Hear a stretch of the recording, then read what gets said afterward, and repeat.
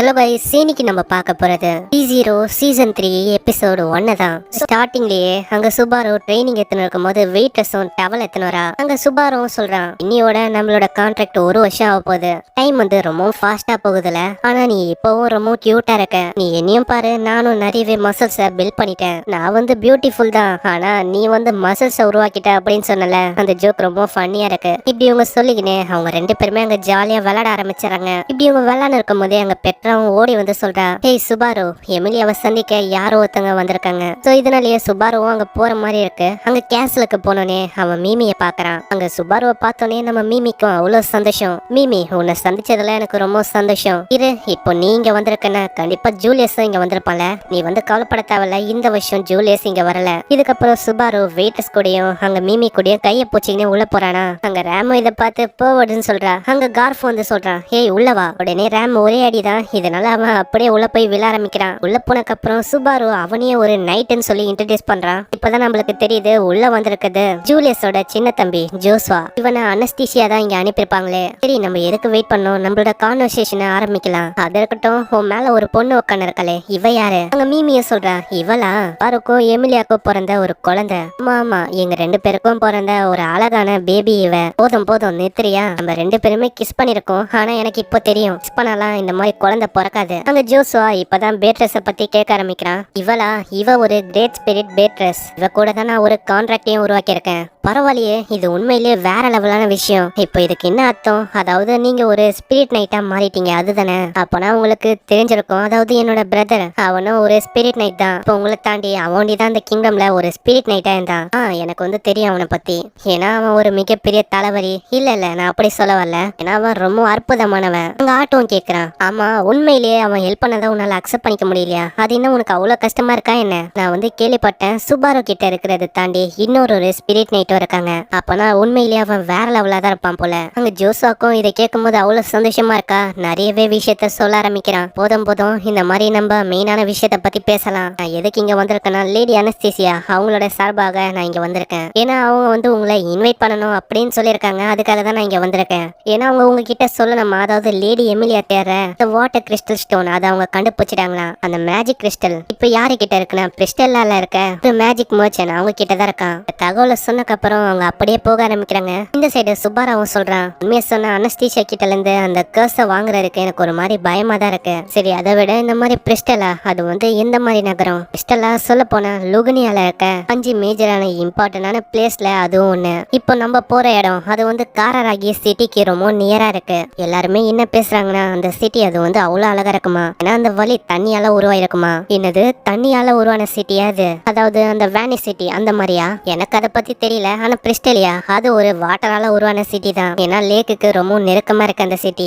எப்பெல்லாம் அங்க மழை பெய்யுமோ அந்த நேரத்துல அந்த சிட்டி அப்படியே முழுங்கிடும். இதனாலதான் அதோட அக்கம் பக்கத்துல நிறையவே செவரை எழுப்பியிருக்காங்க. அதுக்கும் மேல அங்க நிறையவே கேட்ஸையும் வச்சிருக்காங்க. அதை வச்சுதான் அவங்களால வாட்டர் லெவல கண்ட்ரோலும் பண்ண முடியும். நீ சொல்லும் போது இது ரொம்ப இன்ட்ரெஸ்டிங்கா இருக்கு. ஏதோ அதை யோசிச்சு பார்த்தா வாட்டர் பிரிசன் மாதிரி எனக்கு தோணுது. ஆனா எனக்கு இன்னமும் தெரியல அனஸ்தீசியா நம்மள எதுக்கு அங்க கூப்பிடுறாங்கன்னு. யாருக்கு தெரியும், அவங்க வந்து ஏதாச்சும் ஒரு நல்ல எண்ணத்தோட இது பண்ணலாம்ல. அப்படிலாம் நடக்க வாய்ப்பு இல்ல. ஏன்னா ராயல் கேண்டிடேட்ல இருக்கவங்க எல்லாருமே அவங்கள பத்தி தான் அதிகமா யோசிப்பாங்க. இல்ல அப்படி இல்ல, இந்த மாதிரி நம்ம கூட நிறைய விஷயத்த பேசணும், அதனால நம்ம அங்க போகலாம். ஆமா, நீ சொல்றது கரெக்டா தான். நம்ம போக்க வெளில எடுக்கணும். நானும் அவங்க கிட்ட நிறைய விஷயத்த கேட்கணும். நெக்ஸ்ட் சீன்ல அங்க ரோசோல் கிட்ட அவங்க போற விஷயத்த பத்தி சொல்றாங்க. ரோசோ சொல்றான், நீங்க ரெண்டு பேரும் அங்க தனியா போறதுல எனக்கு பிரச்சனை இருக்கு. ஆனா கார்ஃபீல்ட் ஆட்டோ இவங்க ரெண்டு பேரும் உங்க கூட போனா எனக்கு எந்த விதமான பிரச்சனையும் இல்ல. ஏன்னா ஆட்டோ இருக்க அவனால நெகோசியேஷன் எல்லாத்தையுமே பாத்துக்க முடியும். அப்படியே சூழ்நிலை மோசமானாலும் கார்ஃபீல்ட் அங்க இருக்கிற விஷயம் எல்லாத்தையுமே நாசமாக்கிட்டு உங்களுக்கு ஓடுறதுக்கும் ஹெல்ப் பண்ணி விட்டுருவான். சரி வெயிட்டர்ஸ், நீ தான் இவங்க 4 பேரையும் பாத்துக்கிற மாதிரி இருக்கும். இதே மாதிரி அங்க நைட் ஆகுது. நடந்த எல்லா விஷயத்தையும் அவன் ரெம் கிட்டையும் சொல்றான். இதுக்கப்புறம் அடுத்த நாள் ஆகுது. இன்னைக்குதான் அவங்க பிரெஸ்டலியாக்கு போக ஆரம்பிக்கிறாங்க. அங்க ஆட்டோவும் சொல்றான், நம்ம லேடி அனஸ்தீசியாவை சந்திக்கிறதுக்கு முன்னாடி நம்மளோட ராயல் செலக்ஷனோட கரண்ட் ஸ்டேட் அதை பத்தி நம்ம ரிவ்யூ பண்றது நல்ல விஷயமா இருக்கும். எல்லாருமே பார்த்தபடி ராயல் செலக்ஷன் கான்டெஸ்ட் அது யாருக்கு இடையில நடக்க போகுதுன்னா, குரூஸ்டால் அண்ட் அனஸ்தீசியா இவங்களுக்கு இடையில தான் நடக்க போகுது. லேடி அமேலியா மத்தவங்க அவங்கள வந்து அவளைக்கும் மத்தவங்க சீரியஸா ஏத்துக்கல. ஆமா நீ சொல்றதும் கரெக்ட் தான். என்னதான் சொன்னாலும் கடந்த ஒரு வருஷத்துல அவங்களோட ஒப்பீனியன் அது மாறி போயிடுச்சு அப்படின்னு தான் சொல்லணும். ஏன்னா கடந்த ஒரு வருஷத்துல white whale and archbishop of sloth அதை நம்ம தோக்கடிச்சதுல இருந்து நம்ம ரொம்ப ஃபேமஸ் ஆயிட்டோம். அது கூடவே நிறைய பேரும் முன்னேறி வர ஆரம்பிக்கிறாங்க. லேடி பிரிஸ்கில்லா அவங்களோட ஹஸ்பண்டோட இடத்த இன்ஹெரிட் பண்ணிட்டாங்க. அந்த இடத்துல இருக்க எல்லா பாலிடிக்ஸையும் அவங்க சரி பண்ணாங்க. இதனால மக்களோட இதயத்துல அவங்களுக்கான ஒரு இடத்தையும் கிரியேட் பண்ணிட்டாங்க. ஆனா இதுவே லேடி ஃபேட்டை பத்தி நம்ம சொன்னா ரேன் ஹால்ட் அவங்களுக்கான அட்வான்டேஜ் ஒண்டி தான் அவங்களுக்கு இருக்கு. இப்போ யாரெல்லாம் அந்த கிங்டம்ல ரொம்ப கஷ்டப்படுறாங்களோ அவங்க எல்லாரையுமே அவங்க ஜாயின் பண்ணிக்கிட்டாங்க. கடந்த ஒரு வருஷத்துல நிறைய கேண்டிடேட் வந்து அவங்களே இம்ப்ரூவ் பண்ணணும்னு நிறையவே உழைச்சிருக்காங்க. ஆனா இப்போ லேடி கிறிஷோட மெமரி போச்சோ அவங்களோட பாப்புலாரிட்டி ரொம்ப கம்மியாயிடுச்சு. இப்போ லேடி அனஸ்தீசியா அதே பொசிஷன்லயே இருக்காங்க. அப்பதான் நான் யோசிச்சு பாக்குறபடி பார்த்தா அனஸ்தீசியாக்கு ஒரு பெரிய இதுவா இருக்குது இந்த ஓஷன் கம்பெனி தானே. ஆமா, நீங்க சரியா சொல்றீங்க. அந்த ஓஷன் கம்பெனி அவங்க வந்து வெப்பன்ஸ் உருவாக்குறாங்களா, இதனாலேயே அவங்க கிட்ட நிறையவே பணம் இருக்கு. ஆனா இப்போ அவங்களோட இன்விடேஷனே நம்ம கிட்ட வந்திருக்கா. அதனால நம்ம ஏதோ அவங்களுக்கு கடன் கொடுக்கற மாதிரி ஆயிடக்கூடாது. ஏன்னா அப்படி ஆயிட்டா நிறையவே பிரச்சனை நம்மள தேடி வரும். ஆமா ஆமா, நீங்க சொல்றதும் கரெக்ட் தான். இது ஒரு பிரச்சனையா இருக்க வாய்ப்பு இருக்கு. நானே இதை டிசைட் பண்ணிட்டேன்னா அதுக்காக என்ன மன்னிச்சிருங்க. இல்ல பிரச்சனை இல்ல. எப்போ வரைக்கும் உங்களுக்கு இதை பத்தி தெரியுதோ அப்போ வரைக்கும் எங்களுக்கும் இதை பத்தி பிரச்சனை இல்ல. ஆனா நீங்க எல்லா விஷயத்தையும் நீங்களே பண்ணும் அப்படின்னு எதுவும் இல்ல. நீ வந்து சொல்றத படி பார்த்தா நீ ஏதோ சுபாரு பேசுற மாதிரி இப்ப பேசுற தெரியுமா? அட இப்ப விஷயம் அப்படியா இருக்கு. அப்பனா இது சரியா போவாதே. இதை கேட்டோன்னே சுபாரு அப்படியே உள்ள வரான். அங்க வீட்ல கேரேஜ பாத்துக்கோ சொல்றான். இதுக்கப்புறம் அவங்க ஃபைனலி பிரிஸ்டலாக்கு வராங்க. அங்க பார்த்தா செக்கிங்லாம் பயங்கரமா இருக்கா. இதெல்லாம் பார்க்கும்போது சுபாருக்கு வாட்டர் பிரிசன் அதை பாக்குற மாதிரியே தோணுது. இந்த அனிமேல பேரு ரொம்ப லென்த்தா இருக்குமா, நான் மிடில் இருக்க பேரும் எண்ட்ல இருக்க பேரு ஏண்டா அவளைக்கும் எடுப்பேன். சோ கன்ஃபியூஸ் ஆவாதீங்க. அதே மாதிரி ப்ரொனன்சியேஷன் ஏதாச்சும் தப்பாச்சுன்னா மன்னிச்சுக்கோங்க. நெக்ஸ்ட் சீன்ல அவங்க பிரிஸ்டல்லாவோட அழகை பார்த்து ரொம்ப ஆச்சரியமாகறாங்க. ஏன்னா அது அவ்வளவு அழகா இருக்கு. பிரிஸ்டல்லா 400 வருஷம் பழமையான டெக்னாலஜி அதோட உதவியால இந்த சிட்டியை உருவாக்குனாங்க. இதை பார்க்கும்போது ஏதோ ஒரு ஜெயிண்டான ட்ராப் பாக்குற மாதிரி உங்களுக்கு ஃபீல் ஆகலாம். ஏன்னா நீங்க எங்க பார்த்தாலும் எல்லா இடமும் தண்ணியா தான் இருக்கும். அப்பனா இவங்க வந்து உருவாக்குனது ஏதாச்சும் ஒரு பீஸ்டுக்காகவே என்ன இந்த ட்ராப்ப?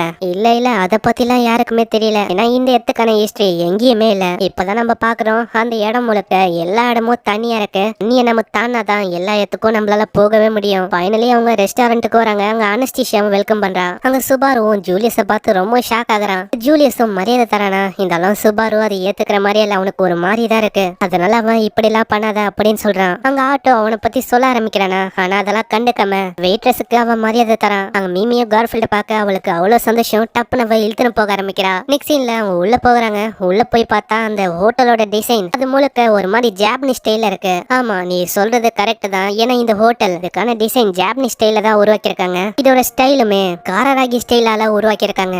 காரராகி ஸ்டைல் இது வந்து சொல்ல போனா ஜாப்பனீஸ்ல இருக்க ஒரு ட்ரெடிஷன் தான். ஓஷன் அவரு தான் காரராகியோட ஹீரோ. இந்த பிரஸ்டேலியா இந்த கிங்டமையே உருவாக்குனது அவரு தான். அங்க சுபாருவும் யோசிக்கிறான். அப்பனா அந்த ஓஷன் அப்பனா அவனும் என்ன மாதிரியே ரீஇன்கார்னேட் ஆகி வேற ஒரு உலகத்துல இருந்து வந்திருப்பான் போல. நெக்ஸ்ட் சீன்ல அங்க ஜோஷா வந்து சொல்றான், எல்லா விஷயத்தையும் நான் ஏற்பாடு பண்ணிட்டேன். ஹேய், நீங்க வந்து தேடி வந்திருக்கீங்களா மானா கிறிஸ்டல், அது யாரு கிட்ட இருக்கு தெரியுமா? அது இங்க இருக்கிற ஒரு மிகப்பெரிய கம்பெனியோட ஆளு கிட்ட இருக்கு. ஆனா நீங்க கவலைப்பட தேவையில்ல.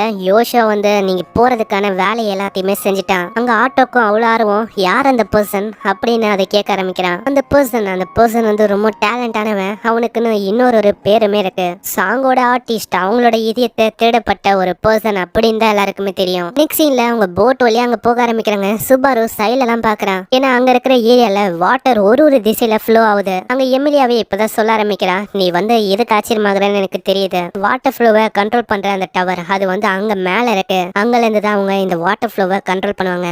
இவங்க எல்லாருமே வாட்டர் கிறிஸ்டல் மானா ஸ்டோன் அதை வச்சுதான் வாட்டர் ஃப்ளோவையே கண்ட்ரோல் பண்ணுவாங்க. அதை வச்சுதான் அவங்களால மாத்தவும் முடியும். அதே மாதிரி நான் உங்களுக்கு இன்னொரு விஷயத்தையும் சொல்ல வந்துட்டேன். நீங்க தப்பி தவறி கூட தண்ணியை அழுக்காக்க ட்ரை பண்ணாதீங்க. ஏன்னா அது ஒரு மிகப்பெரிய கிரைம் மாதிரி. அதே மாதிரி கார்ஃபீல்டு, நீ வந்து இந்த தண்ணியை பார்த்து பயப்படுறது நேத்து சைட்ல அங்க சுபாருக்கு தண்ணியில போறனாலே உனக்கு ஒரு மாதிரி ஃபீல் ஆகுது. சோ இதனாலேயே அவங்க தனியா இருக்காங்க. வெயிட்டர்ஸ் அவங்க ஒரு ஐடியா தரா. ஃபர்ஸ்ட் அவங்க போகட்டும், அதுக்கப்புறம் நீ தனியா வர்றது நல்லது. சுபாரு அதை ஒத்துக்கிற மாதிரியே இல்ல. அதெல்லாம் என்னால பண்ண முடியாது. நம்ம என்ன பண்ணலாம், ரோடு வழியாவே அந்த ட்ரேடிங் கம்பெனியை தேடலாம். இதே மாதிரி அவங்க தேட ஆரம்பிக்கிறாங்க.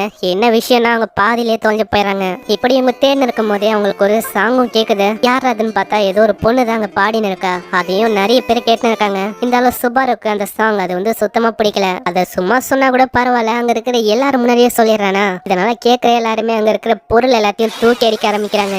எல்லாருமே போனக்கு அப்புறம் அவங்க மன்னிப்பு கேட்கறான். நான் வந்து அப்படி சொல்லிருக்க கூடாதுன்னு நினைக்கிறேன். சரி, அதுக்கு என்ன, நான் வந்து இன்னொரு பாட்டை உனக்கு பிடிச்ச மாதிரியே பாடுறேன். அந்த பொண்ணு பாட ஆரம்பிக்கிறான். அந்த பாட்டுமே அவ்வளவு அழகா இருக்கு. நடுவுல சுபாராவும் கோரஸ் போட அந்த பாட்டு அவ்வளவு அற்புதமா போகுது.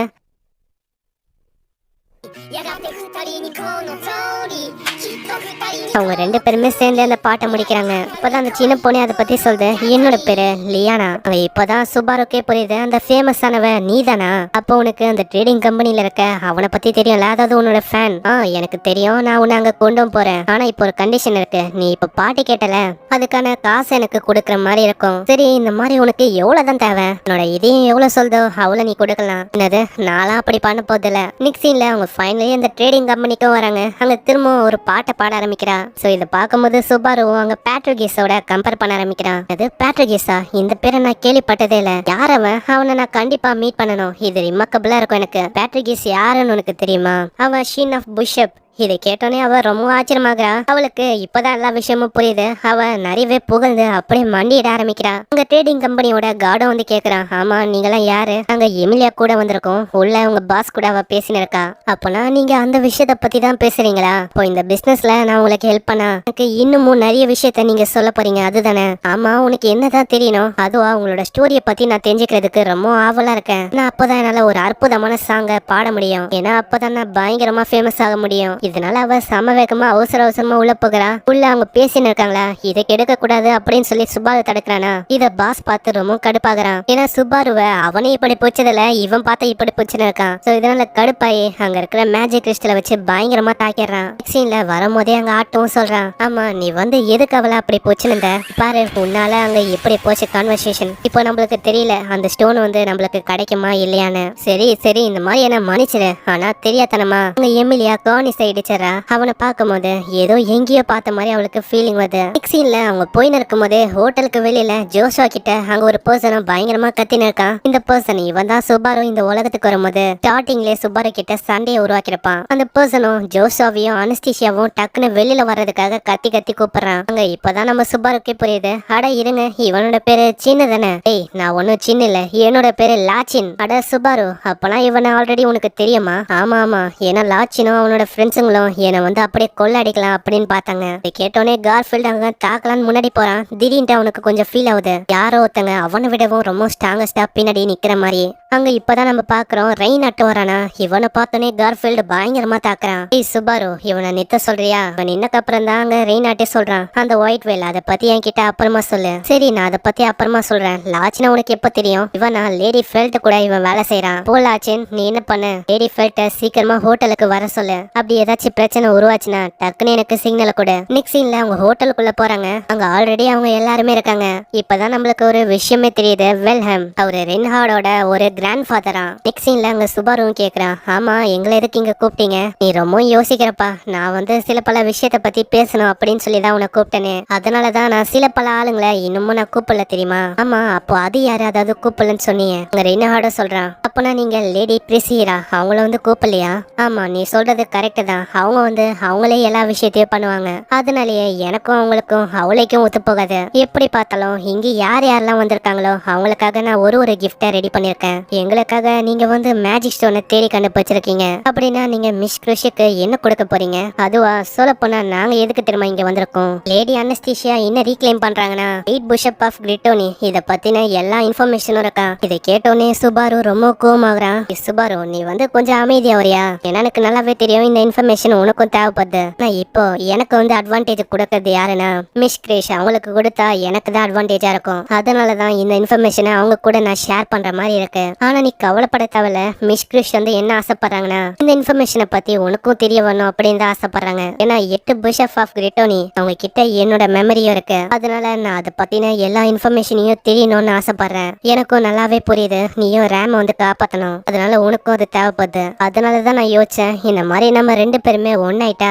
இதுல நம்ம ரெண்டு பேருக்கும் அட்வான்டேஜ் இருக்கும். இதை தெரிஞ்சுட்டு யாரங்க ஃபர்ஸ்ட் போறாங்களோ அதுல கூட எனக்கு எந்த விதமான பிரச்சனையும் இல்ல. இப்படி அவங்க பேசின்னு இருக்கும் போதே எங்க ஃபெல்ட் வந்து சொல்றா, நீ இன்வைட் பண்ணதுக்கு ரொம்ப நன்றி. இந்த சைடு கார்ஃபீல்டு இன்னமும் கோவமா தான் இருக்கான். ஆனா ரீனாடு வந்து இவனை கம்பேர் பண்ண ரொம்ப ஸ்ட்ராங்கா இருக்கான். அதெல்லாம் யோசிச்சு பார்க்கும் போதே இவனுக்கு இன்னமும் கடுப்பாவதா. சோ அப்புறமா வரேன் அப்படின்னு சொல்லிட்டு அங்க இருந்து போறான். இந்த சைடு அங்க வெயிட்ரஸும் புதுசா ட்ரெஸ் எல்லாம் போட்டு நம்ம சுபாரு முன்னாடியே அங்க இங்கன்னு போறா. அப்பதான் சுபாரு வந்து இதை நோட்டீஸ் பண்ணுவான். அதே மாதிரி சுபாரு அங்க நோட்டீஸ் பண்ணி பயங்கரமா பாராட்டுறான். அங்க வெயிட்ரஸுக்கும் அவ்வளவு சந்தோஷம். அங்க எமிலியாவும் அதே மாதிரி ட்ரெஸ் போட்டு வராளா, அதை பார்த்து அவன் ரொம்ப ஆச்சரியமாகறான். ஏன்னா அவ அவ்வளவு அழகா இருக்கா. இதை பார்க்கும்போது வெயிட்ரஸுக்கு ஒரு மாதிரி ஜெலஸா ஃபீல் ஆகுது. நெக்ஸ்ட் சீன்ல கார்ஃபீல்ட் அங்க நின்னு யோசனை இருக்கும் போது வந்து தெரியறா, உனக்கு வந்து புரிஞ்சிருக்கும்னு நினைக்கிறேன். நான் இங்க தெரியறேன்னா உனக்கு நல்லாவே புரிஞ்சிருக்கும். அதாவது நீ வீக் ஆயிட்ட. இதுக்கு முன்னாடி நான் அந்த சண்டையில என்ன எதுக்கு தெரியுமா நீ தோக்கடிச்ச? அந்த டைம்ல நீ ரொம்ப லக்கியா இருந்த. ஆனா உண்மையை சொன்னா நீ ரொம்ப வீக் தெரியுமா. நெக்ஸ்ட் சீன்ல அங்க மீமியோரா இவங்களும் அங்க சிட்டியை சுத்தி பார்க்க ஆரம்பிக்கிறாங்க. அப்புறம் தான் அங்க கார்ஃபீல்டுக்கே புரியுது, நான் வந்து இதை நினைச்செல்லாம் கவலைப்படக்கூடாது. ஏன்னா இதெல்லாம் ஒரு பெரிய விஷயமே இல்ல. இப்படி இவன் இதை பத்தி எல்லாம் யோசனை இருக்கும் போது கீழே ஒரு சின்ன பசங்களோட போட் போகுது. அது இன்னொரு போட் மேல முட்டலான்னு போதா. நல்ல வேலை கார்ஃபீல்டு வந்து காப்பாத்துறான். நெக்ஸ்ட் சீன்ல நம்ம சுபாரு மத்தவங்க எல்லாருமே அங்க சாப்பிட உட்காராங்க. நான் சுபாருக்கு அங்க இருக்கிற சாப்பாடு பார்க்கும்போது அவ்வளவு சந்தோஷமா இருக்கு. அங்க இருக்கிற சாப்பாடு எல்லாமே ஜாப்பனீஸ் ஸ்டைல்ல உருவான சாப்பாடு. இதுக்கப்புறம் கார்ஃபீல்ட காட்டுறாங்க. கார்ஃபீல்டு அங்க இருக்கிற பசங்க கூட விளையாடிட்டு அவங்க எல்லாரையுமே அவங்களோட வீட்டுல விடுறான். கடைசியில ஒரு பொண்ணை விட போனா திடீர்னு அவன் முன்னாடி அவங்க அம்மாவை பாக்குற மாதிரி அவனுக்கு ஃபீல் ஆகும். அப்படியே நைட் ஆகுது. இந்த சைடு சுபாருக்கு அங்க தூக்கமே வரல. சோ இதனால அங்கேயும் இங்கேயும் சுத்தி நிற்பானா. அங்க வில்ஹாமியும் அவன் பாக்குறான். வில்ஹாமும் அங்க அவனோட லவ் ஸ்டோரியை பத்தி சொல்றான். நான் எப்பெல்லாம் என்னோட கத்தியை பிடிப்பனோ அப்பெல்லாம் என்னோட காதல், அதாவது என்னோட ஒய்ஃபோட ஞாபகம் தான் எனக்கு வரும். அப்பனா உங்களோட ஒய்ஃப் அவங்க வந்து ஒரு ஸ்வாட்ச் உமன் தானே? ஆமா, அது உண்மைதான். எல்லா விஷயமும் அமைதியா இருக்கும் போது அவங்க சாதாரணமா வாழ்ந்தாங்க. அவங்களுக்கு பூனா அவ்வளவு பிடிக்கும். யாரெல்லாம் ஹிஸ்டரியில ரொம்ப ஃபேமஸ் ஆகுறாங்களோ அவங்களோட வாழ்க்கைய அவங்களால நிம்மதியா வாழவே முடியாது. நீயும் அவளைக்கும் டிஃப்ரெண்ட் இல்ல. ஏன்னா உன்னோட பேரும் ஹிஸ்டரியில நிறையவே பரவி இருக்கு.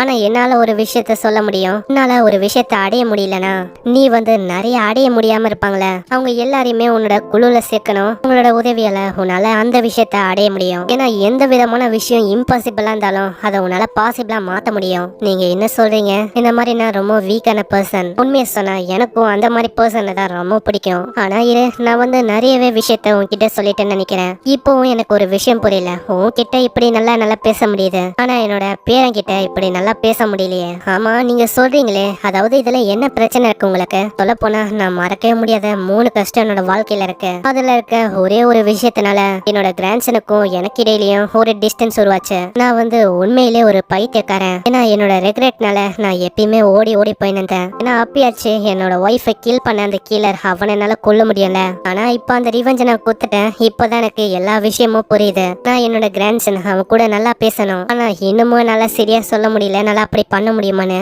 எனக்கு இன்னமும் ஒரு மாதிரி பயமா இருக்கு. எனக்கும் சரியா தெரியல. ரெயின்ஹார்ட் அவன் வந்து அந்த ஒயிட் வேலோட சண்டை நடந்ததுல எனக்கு இந்த விஷயத்த பத்தி தெரிஞ்சுக்கணும் அப்படின்னு சொல்லி ரொம்ப கியூரியஸா இருக்கான். இதுல இருந்து அவனுக்கு என்ன கிடைக்க போகுது அது வந்து எனக்கு தெரியல. ஆனா எனக்கு ஒரு விஷயம் நல்லா தெரியும். நீங்க வந்து உங்களோட கிராண்ட்மாவை கொன்ன கீலர் இதுக்கான ரிவெஞ்சை கொடுத்தீங்களே, இதுக்கு நீங்க எவ்வளவு கஷ்டப்பட்டீங்க அந்த விஷயம் வந்து அவனுக்கு நல்லாவே தெரியும். அதனால அவன் என்ன ஆசைப்படுவானா, இந்த விஷயத்த பத்தி நீங்களே சொல்லணும் அப்படின்னு ஆசைப்படுவான். பரவாயில்லையே, நீ வந்து உண்மையிலே திறமசாலியா இருக்க. இதுக்கப்புறம் அங்க காலையிலாவது அவங்க 2 பேருமே எக்ஸசைஸ் பண்ணிருக்காங்க. உங்க ஆட்டோட நிலைமையும் ஒரு மாதிரி மோசமா தான் இருக்கு. அம்மா கார்ஃபீல்டு வந்து எங்க போனா, அவனோட மூடு சரியா இல்லையா, அதனால அவனை கொஞ்சம் தனியா விடணும் அப்படின்னு கேட்டான். அதுக்குள்ளேயே அங்க ஃபெல்ட்டும் வரா. அங்க ரெய்னாட்டை பத்தி அவ கேட்க ஆரம்பிக்கிறா. சொல்ல போனா ஃபெல்ட் வந்து ரெய்னாட் கிட்ட இருந்து தப்பிச்சு வந்திருப்பா. ஆனா ரெய்னாட் பின்னாடியே வந்துட்டான். நெக்ஸ்ட் சீன்ல இத பத்தி பேசின்னு இருக்கும் போதே அனஸ்தீசியாவும் அங்க வரா. பின்னாடி அங்க ஜூலியஸும் சொல்றான், இதுல இருந்து கார்ஃபீல்டும் மீமியும் ஆள காணோம். சோ அதனால தேடுறதுக்கு பெட்ரோ போயிருக்கான். சரி நீ என்ன பண்ண, 8 புஷப் ஆஃப் கிரேட்டோனி இந்த லெட்டர் கொண்டு வா. அதுலதான் எல்லா இன்ஃபர்மேஷனும் இருக்கு. இந்த சைடு அவங்க சாப்பிட ஆரம்பிக்கிறாங்க. அது எல்லாமே ஜாப்பனீஸ் ஸ்டைல இருக்கா.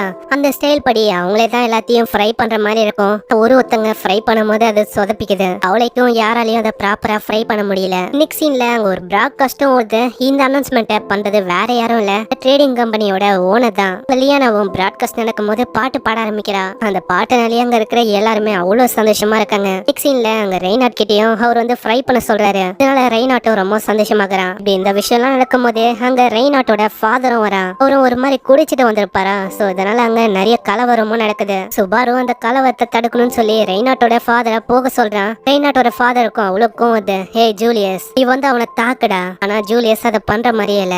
என்னப்பா இந்த மாதிரி ஒயிட் வேல கொண்டக்கு அப்புறம் என்ன விட்டு நீங்க என்ன பார்ட்டி கொண்டாந்து இருக்கீங்களா? அது ரெய்ன்ஹார்ட் உன்னோட ஃபாதர் எவ்வளவு பெரிய பேர்டனை உன் தலையில இருந்து நீக்கி இருக்காரு. அந்த உமனை கொண்ட அந்த பர்சனையும் அவர் வந்து கொன்னுட்டாரு. நீ வந்து வாய மூறியா, இந்த மாதிரி போதும் நிறுத்து. ஃபாதர் ரொம்ப லேட் ஆயிடுச்சு. ஏன்னா எல்லாருக்குமே தெரியும் அந்த விஷயத்த நம்ம ரெய்ன்ஹார்ட் மேலதான் நீங்க தூக்கி போட்டீங்க. இப்போ எல்லாமே என்ன சரியாயிடும் அப்படின்னு யோசிக்கிறீங்களா? சரி இப்போ நீங்க சொல்லுங்க, இந்த மாதிரி நீங்க எதுக்கு தான் இங்க வந்தீங்க? இதை கேட்டோன்னே விச் அப்படின்னு சொல்லி நம்ம எமிலியாவை கூப்பிடுறாரு. இருந்தாலும் நம்ம எமிலியா அவளோட கான்பிடென்ட்டை இழக்கல. சரி நீங்க இந்த மாதிரி இங்க எதுக்கு வந்தீங்க? இப்படி இந்த விஷயம் எல்லாம் நடக்கும் போதே அங்க கிறிஸ்கில்லா கம்முன்னு இருக்க சொல்றாங்க. இப்பதான் சுபாருக்கே புரியுது, அப்பனா நீங்க தான் இவரை இங்க கூப்பிட்டீங்களா? ஆமா அப்படின்னு சொல்லலாம். நான் ஃபன்னுக்காக தான் இவனை இங்க வர சொன்னேன். அதாவது நான் பார்க்க ஆசைப்பட்டேன் ரெய்னாட்டோட ஃபேமிலியில இப்ப வந்தா என்னென்ன பிரச்சனை ஆகும் அப்படின்னு. இப்பதான் நம்மளுக்கு ஒரு விஷயமும் தெரிய வருது. ரெய்னாட் அவன் வந்து இன்னமும் ரெஸ்டேலியா ஃபேமிலியோட ஹெட்டா மாறல. அப்படி ஆகவும் நான் விட மாட்டேன். அவரு சொல்ல இருக்கும் போது கிறிஸ்கேலா அங்க பயங்கரமா தாக்க ஆரம்பிக்கிறாங்க. நான் நைட் வந்து நிறுத்துறாரு. போதும் நிறுத்துங்க. சுபாருக்கும் புரியுது நான் வந்து என்ன பண்ணிருக்கேன், நான் கம்முன்னு இருக்கணும். ஹே நீ வந்து அப்படி பண்ணனாலதான் எல்லாருமே அமைதியானாங்க, அது தெரியுமா? நீ கோவமாவலனா எல்லா விஷயமும் தப்பா போயிருக்கும். அதனால ரொம்ப நன்றி சுபாரு.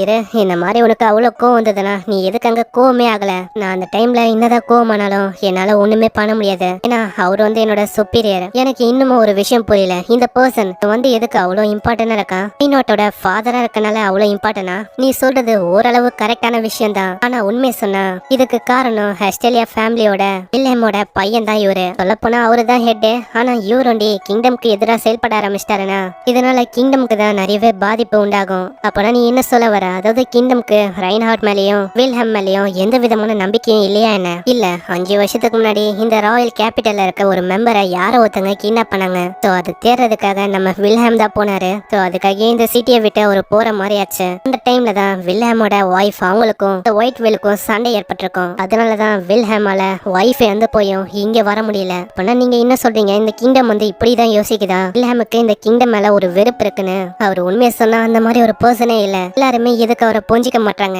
என்னால ஒரு விஷயத்த சொல்ல முடியும், நீ வந்து ரெய்னாட்டை நினைச்சு ரொம்ப கவலைப்பட்ட, அதுதானே? நான் தான் ஆல்ரெடி உன்கிட்ட சொல்லிருக்கேன், நீ வெல் மேனடா இருக்க ஒரு நைட்டா மாற தேவலன்னு. நீ எப்பயாச்சு ஜூலியா கூட மாறலாம். ஏன்னா அப்பதான் உன்னோட வேலையை இன்னமும் சிறப்பா பண்ண முடியும். நெக்ஸ்ட் சீன்ல அவங்க சிட்டில போயின்னு இருக்கும் போதே அங்க எமிலியாவும் கேக்குறா, ஜூலியஸ்க்கும் உனக்கு இடையில இருக்க நட்பு எப்படி போகுது? ஆனா அதை பத்தி சொல்றதுல அவனுக்கு விருப்பம் இல்லையா, அப்படியே வேணான்னு சொல்லிடுறான். இந்த சைடு மிஸ் கிறிசிலியா அங்க டான்ஸ் ஆன இருக்காங்களா, அது வந்து எல்லாருக்குமே பிடிச்சிருக்கு. இதை பாக்குற எமிலியாவே ரொம்ப ஷாக் ஆகுறா. அந்த டான்ஸை பார்த்து அவ ஒரு மாதிரி ஒத்து பார்த்துன்னு இருக்கா.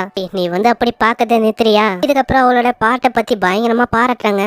அவ கூட ஜாயின் பண்ணவும் ஆஃபர் பண்றா. இந்த அளவுலயா நான் அதுக்கு ஒத்துக்கல. நான் வந்து என்னோட ஆன்சிஸ்டர் மாதிரி ஃப்ரீயா இருக்கணும் ஆசைப்படுறேன். இதுக்கு அவளுமே ஒத்துக்கிறா. இதை பாக்குற சுபாருவால அங்க நம்பவே முடியல. அவ என்ன யோசிச்சிருப்பானா, வர கண்டுக்கு லியானாவை அப்படியே வெட்டிருப்பா அப்படின்னு நினைச்சிருப்பான். ஆனா அப்படி எதுவும் இல்ல. அங்க எமிலியாக்கும் அதே ஆச்சரியம் தான். நானும் ஆச்சரியமாயிட்டேன்ப்பா. அப்படி எதுவும் நடக்கல. லியானாவும் சொல்றான், ஹே சுபாரு, நல்ல ஸ்நாக்ஸ் இங்க கொண்டு வர முடியுமா? நம்ம எல்லாருமே ஒன்னா உட்காந்து சாப்பிடலாம். சீன்ல அவன் ஸ்நாக்ஸ் வாங்கிட்டு வரும்போது அங்க லாச்சினை பாக்குறான். அவனை பார்த்தோன்னே அவன் பயங்கரமா தொலை பண்ண ஆரம்பிக்கிறான். அப்படின்ட்டு அங்க ஒரு அனௌன்ஸ்மெண்ட்டும் நடக்குது. யார் அதுன்னு பார்த்தா ஹார்க் புஷப் ஆஃப் ராஜ். அங்க இருக்கிற எல்லாருக்கிட்டையும் சொல்றா, என்னை மன்னிச்சிருங்க, உங்களோட கான்வர்சேஷனை நான் கெடுக்கிறேன்னு நினைக்கிறேன். ஆனா கொஞ்ச நேரம் இதை கேளுங்க. அங்க இருக்கிற யாருக்குமே ஒண்ணுமே புரியல. எல்லாருமே இது ஒரு ஜோக் அப்படின்னு தான் நினைக்கிறாங்க. என்ன மன்னிச்சிருங்க, நான் உங்க எல்லாரையுமே இங்க நிறுத்தி வச்சிருக்கேன். நான் வந்து ஒரு சில விஷயத்த கன்ஃபார்ம் பண்ணும் அப்படின்னு சொல்லி தான் உங்களை நிறுத்திருக்கேன். சரி, இந்த மாதிரி நீங்க சொல்லுங்க, உங்களுக்கு என்னதான் தேவை? ஏன்னா பல பொண்ணுங்க எனக்காக வெயிட் பண்ணிருக்காங்க. நான் சீக்கிரமா அங்க போகணும். அப்படியா? நான் வந்து ரொம்ப டைம் எடுக்கிறேன்னு நினைக்கிறேன். கவலைப்படாத, நான் சீக்கிரமாவே இதை முடிச்சிடுறேன். சரி, நான் வந்து இங்க எதுக்கு வந்திருக்கேன் அந்த விஷயத்த பத்தி நான் சொல்றேன். ஆனா நீங்க தானே சொன்னீங்க, அதாவது நீங்க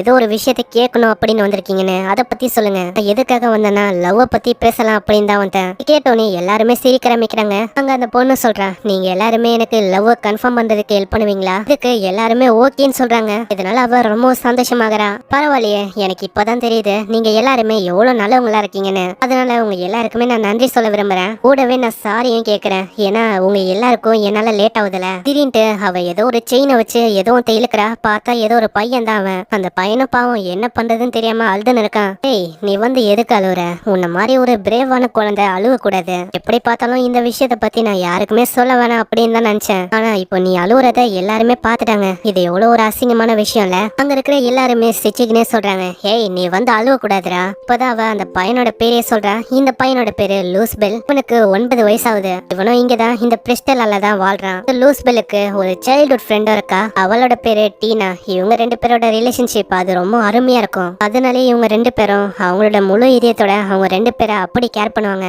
நான் வந்து இங்க வரும்போது என்ன யோசனை தானே, அதாவது நான் யாரை இங்க கொண்டு வரது அப்படின்னு தான் யோசனை தான். லூஸ்பெல் அவனே சொல்லிட்டான், இந்த மாதிரி என்ன நீங்க கொண்டு போலான்னு. அதனால நானும் யோசிக்காம இவனையே தூக்கிட்டு வந்துட்டேன். இதுலயே எனக்கும் புரிஞ்சது இவன் பண்ண வேலை, அதாவது இதுதான் லவ். சரி, நீங்க சொல்லுங்க, உங்க எல்லாருக்குமே என்ன தோந்து? அங்க எல்லாருமே இதுக்கு அக்ரி பண்றாங்க.